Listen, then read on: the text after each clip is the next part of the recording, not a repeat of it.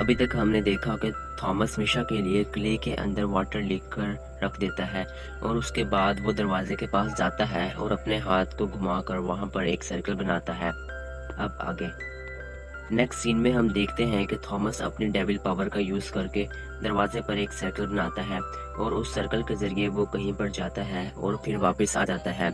इसके बाद बेन की बारी आती है। बेन जैसे ही दरवाजा खोलकर अंदर जाता है तो वहां पर अपनी बीवी और बच्चे को देखकर हैरान हो जाता है।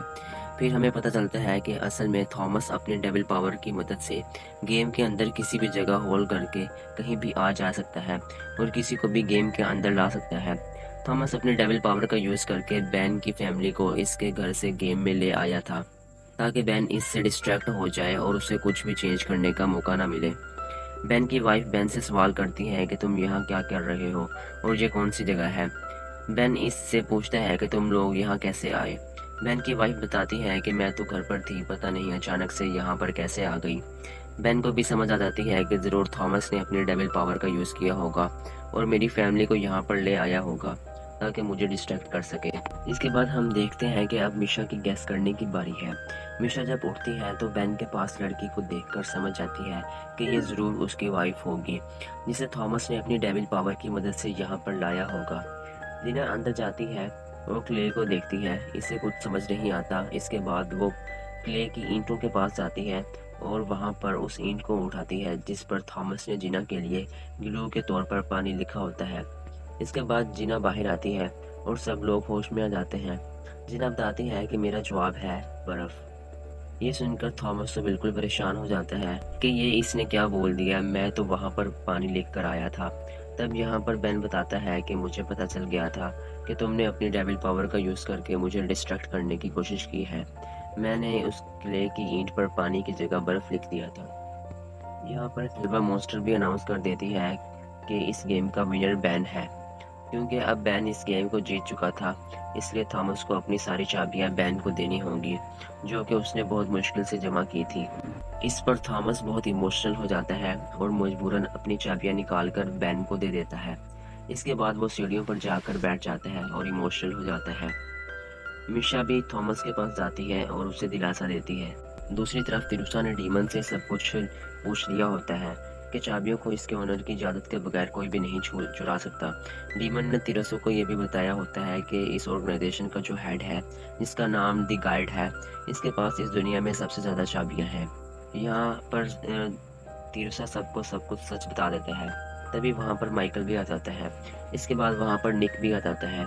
तिरुसा निक से इसके बॉक्स के बारे में सवाल करने लगता है कि तुम्हारा बॉस आखिर है कौन और वो हम सबको यहाँ पर क्यों लेकर आया है और वो हम सब से क्या चाहता है और इसके पीछे उसका क्या मकसद है।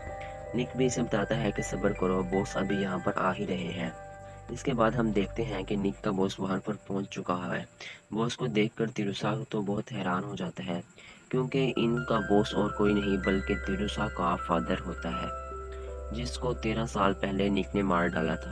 अपने फादर को इस हालत में देखकर तिरुसा बहुत टूट जाता है।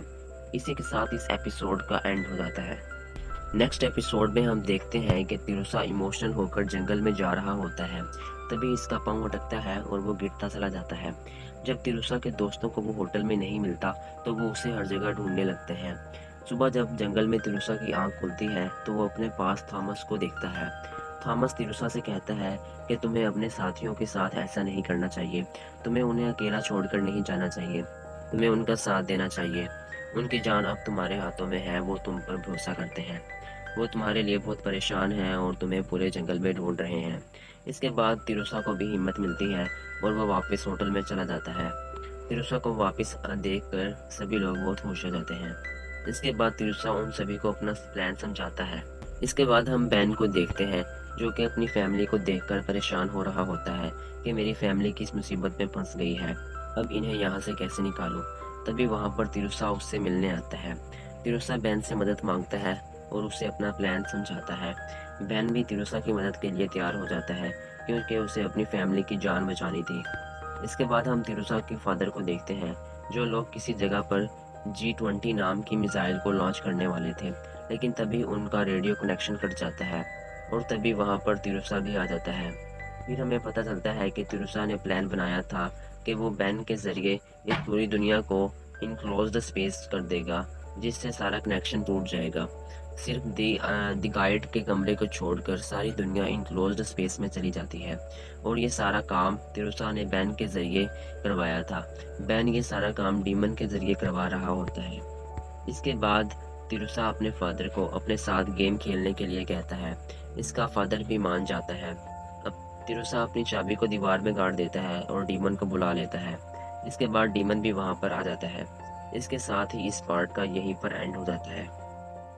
नेक्स्ट पार्ट में हम देखेंगे कि तिरुसा और उसके फादर में से कौन ये गेम जीतता है और किसको सारी की सारी चाबियां मिलती हैं और वो उन चाबियों का क्या करता है। नेक्स्ट पार्ट देखने के लिए वीडियो को लाइक और चैनल को सब्सक्राइब कर दें।